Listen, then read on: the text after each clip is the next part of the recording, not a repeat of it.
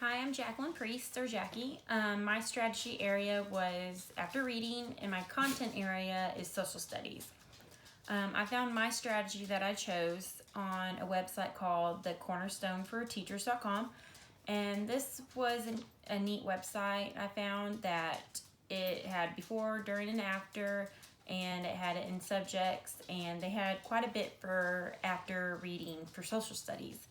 My favorite one was timelines, and it's pretty easy to follow. Everyone's pretty much done a timeline, and you can do them all different types of ways. I saw some that were books, little pamphlets that were timelines. I even saw one teacher use iPads because technology is big in the schools now with the children, and she had it on a Google slide, a timeline with different colored circles and dates, and kids could go in and add and check on it throughout the day, and even if they were at home, they were able to get to it.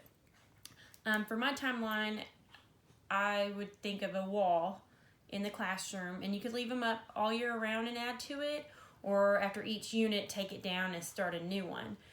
But you would just need the butcher paper that you have at your schools. You can find neat borders and materials that went along with that theme. Like my example I'll show you here in a little bit is the Revolutionary War. So you could find cool things, colors that matches those wars, like red, white, and blue, and things like that. After you read your text for that day or that week, you could pick the main events and dates that you would need to remember, and discuss that as a class. Decide which dates are very important, and then you, as a class whole, or you could select certain students, or you could break them up in groups, and they each could go up there, add the date, draw a picture, something that is would make them memorize that date. I think this is great because it makes you have to discuss the main topics and events for that unit. It's great because it can be done as a class whole. It engages the students. It helps with their memory because they are writing it and drawing the events out.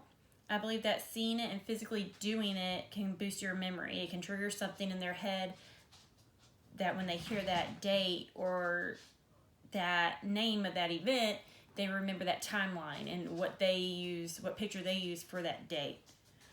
For my example, I drew out a little one, and students could draw a little one, or you could make a big one on the wall.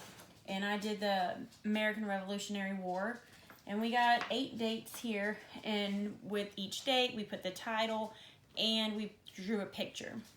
So for 1773, we did the Boston Tea Party. Well, the main thing out of that is tea, and so we drew a teapot and a teacup. For 1774, we did the First Continental Congress. Well, we drew a judge hammer. Like the Battle of Lexington and Concord, we drew a cannon because back in the day, in war, they always had cannons or muskets for the Battle of Saratoga. Declaration of Independence, we drew a pen and a piece of paper.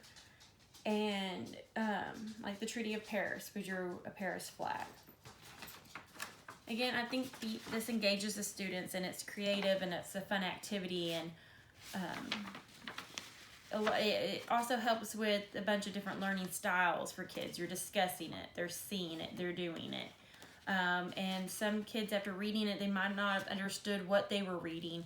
So when you discuss it and you're drawing it and you're picking the main events, it summarizes it for them, and they can understand it better. So their comprehension is growing.